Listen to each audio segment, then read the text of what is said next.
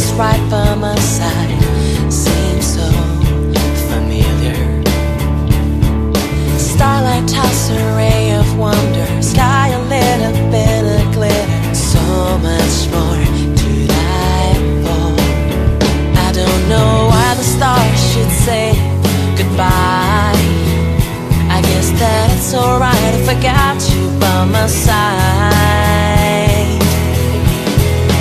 อีกไม่นานก็เช้าอีกไม่นานก็วันใหม่จะเป็นวันอีกวันที่ดีที่พบแค่ความสดใส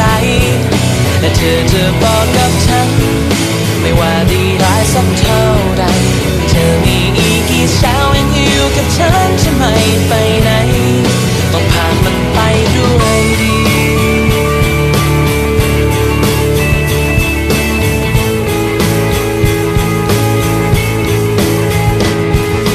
Darkness seems to just appear and indeed I wasn't, you were here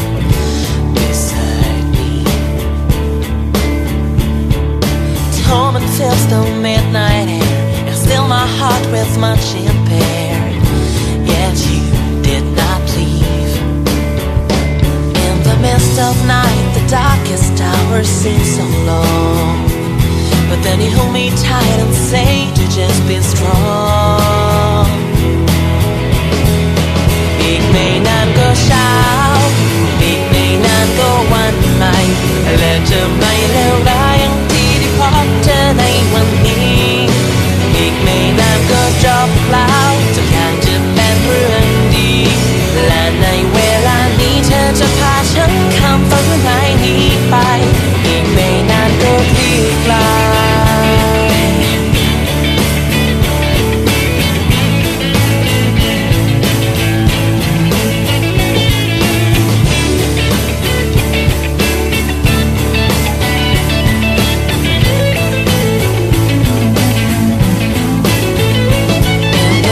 of night, the darkest hours seem so long, but everything's alright because you made me strong. Say อีกไม่นานก็เช้าอีกไม่นานก็วันใหม่และจะไม่เลวร้ายอย่างที่ได้พบเธอในวันนี้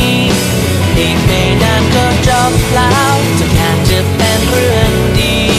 และในเวลานี้เธอจะพาฉันข้ามฝันร้ายนี้ไปอีกไม่นานก็คลี่คลายอีกไม่ช้าอีกไม่นานก็เช้าอีกไม่นานก็วันใหม่และจะไม่เลวร้ายอย่างที่ได้พบเธอในวันนี้อีกไม่นานก็จบแล้วทุกอย่างจะเป็นเรื่องดีและในเวลานี้เธอจะพาฉันข้ามฝันร้ายนี้ไปอีกไม่นานก็คลี่คลายอีกไม่ช้า